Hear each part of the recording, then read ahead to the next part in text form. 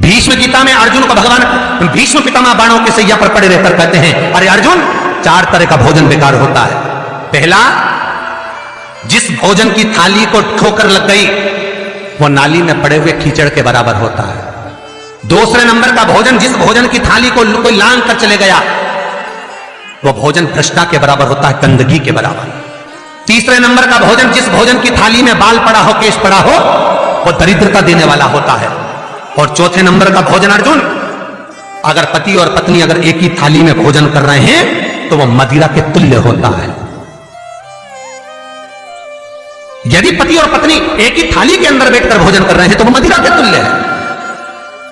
भीष्म गीता कहती है, अर्जुन, पति के जीवने के बाद अगर पत्नी उसी थाली में भोजन करती है तो चारों धाम के प्रसाद से बड़ा महाप्रसाद बन जाता है। और यदि पति और पत्नी का नियम है कि हम दोनों तो साथ ही भोजन करते हैं तो हाथ जोड़कर निवेदन है, साथ भोजन करो, मना नहीं है, 2 थाली अलग अलग लगाओ। पर पति के साथ बैठकर एक थाली में खाना रोज प्रतिदिन मदिरा को निगलने के बराबर है। मदिरा को कई लोग कहते हैं एक ही थाली में भोजन करो तो प्रेम बढ़ता है, प्रेम बढ़ता है। शिव महापुराण की कथा कहती है, पति और पत्नी अगर एक ही थाली में भोजन करते हैं, एक ही थाली में अगर पति और पत्नी भोजन करते हैं तो उस घर की दशा देखिएगा। उस घर के बच्चे कभी भी विद्या में उत्तम नहीं निकल सकते, उस घर के बच्चे कभी भी सत्मार्गी नहीं निकल सकते, मार्ग से विचलित ही निकलेंगे, क्योंकि मदिरा के नशे में पैदा हुए हैं। तो सुन अर्जुन, सुन, यदि बेटी कुंवारी है और बाप के साथ में बैठकर भोजन करती है तो उस बाप की कभी अकाल मौत नहीं होती है, क्योंकि बेटी बाप के काल का हरण कर लेती है। बेटी कुंवारी है, बेटी की शादी हो जाए जब पहले वो पिता के साथ भोजन ना करे क्योंकि गोत्र बदल गया, पर बेटी जब तक कुंवारी है बाप के साथ बैठकर भोजन करेगी तो बाप के काल को हरण कर लेती है। ये उसी तरह जैसे एक गाय ब्याह गई हो और एक गाय कुंवारी हो। महाराज, ब्याही हुई गाय का गोबर से लीपने से ज्यादा फलदायी होता है कुंवारी गाय का गोबर से लीपना, वो ज्यादा फलदायी। बछिया के गोबर से लीपना, कुंवारी गाय के गोबर से जो ब्याही ना हो। कितना कितना शास्त्र प्रमाण देता है महाराज। कई लोग दुखी भी हो रहे होंगे आज हमारी कथा सुनकर कि भगवान गुरु जी आपने कह दिया कि एक थाली में भोजन मत करो और हम तो इतने साल से करते हुए आ रहे हैं और अलग अलग करेंगे और ऐसा और वैसा। कई लोग तो चैनल ही बन। शिव महापुराण की कथा कहती है, यदि आप भगवान विष्णु के मंदिर गए हो, सत्यनारायण भगवान के मंदिर गए हो, राम मंदिर गए हो, कृष्ण मंदिर गए हो, दत्त मंदिर गए हो, किसी भी देवता के मंदिर में जाते हो, वहां का प्रसाद आप 15 दिन 20 दिन तक रख सकते हो, पर शंकर का प्रसाद रात भर नहीं रखाता। क्यों? क्योंकि शंकर का प्रसाद एक दोपहर संध्या तक आपका है, रात्रि को 9:15 तक शंकर का प्रसाद आपका है साहब। शंकर भगवान ने जब 12 की रचना करी थी, घड़ी की रचना भगवान शंकर ने करी, तिथि और समय की रचना भगवान शंकर ने करी। एक एक घड़ी, एक एक पल, एक एक तिथि, एक एक नक्षत्र, समय, पल, सबकी रचना शंकर करे। सबकी रचना इसीलिए तो शास्त्र कहता है ना, लिंग पुराण वर्णन करती है, नर्मदा पुराण कहती है, शिव महापुराण की कथा कहती है, जब व्यक्ति को कोई भारी रोग हो जाता है, कोई कैंसर जैसी बीमारी हो गई, कोई किडनी ही खराब हो गई, कोई लीवर ही बेकार हो गया, कोई बड़ी बीमारी हो गई, तो आप किसी ब्राह्मण से पूछेंगे कि पंडित जी हमको शंकर भगवान का अभिषेक करवाना है, कौन सा टाइम करवाना चाहिए, तो उसका भी समय शिव महापुराण निश्चित करती है, उसका भी समय हमारे लिंग पुराण निश्चित करती है, उसका भी समय नर्मदा पुराण निश्चित करती है।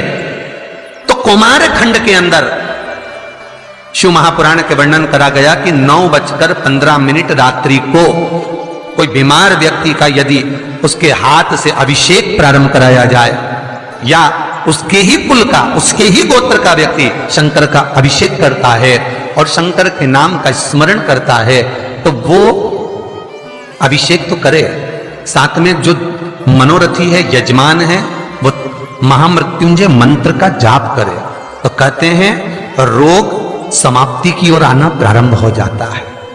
रोग समाप्ति की ओर आना, रोग समाप्ति की ओर पहुंचना भगवान शंकर।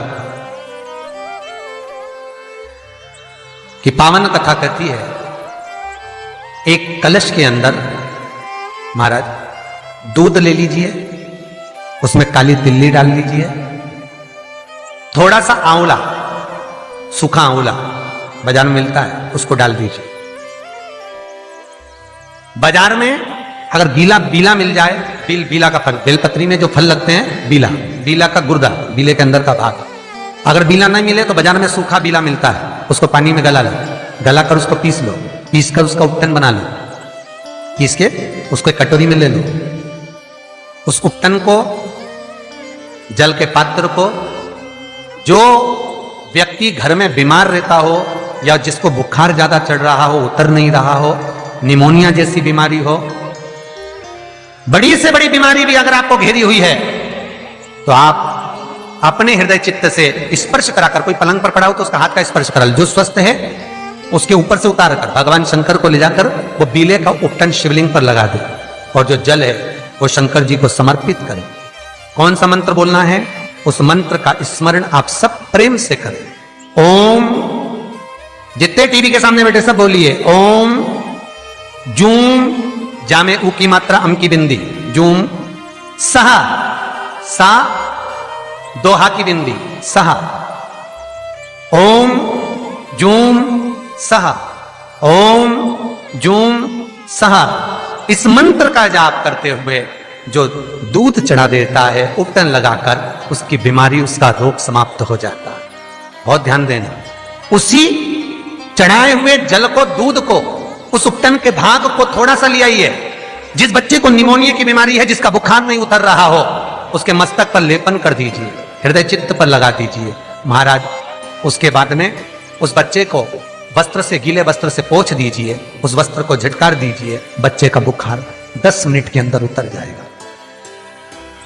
ये कभी भी कर सकते हो, ऐसा कोई दिन निश्चित नहीं है, कोई तिथि निश्चित नहीं है। जब बुखार आए, जब स्वास्थ्य ज्यादा गड़बड़ हो जाए, तब करिए। मंत्र का जाप करते हुए ओम हूम ओम जूम सहा, इस मंत्र का बस स्मरण करना है। ओम जूम सहा मंत्र का स्मरण करिए और शिव की आराधना करिए। ये वो औषधि है जो सती माता ने भगवान शंकर से विवाह के प्रथम में प्राप्त करी है। यदि कहीं से 5 मुखी रुद्राक्ष मिल जाए और 5 मुखी रुद्राक्ष को तांबे के कलश में जल भरकर उसमें डाल दो, किसी चम्मच से उस रुद्राक्ष को निकाल लो आधे घंटे डालने के बाद, महाराज शमी का एक पत्ता, शमी पत्र, और शमी का एक पत्ता ले जाकर, शमी पत्र को ले जाकर शिवलिंग पर रखकर 5 मुखी रुद्राक्ष का जल अपनी कामना कर कर, अपनी मन की कामना कर कर, सोमवार के दिन जो व्यक्ति समर्पित कर देता है, उसकी मनोकामना भोलेनाथ 3 महीने में पूरी कर देते हैं। शमी पत्र समर्पित कर कर 5 मुखी रुद्राक्ष का जल,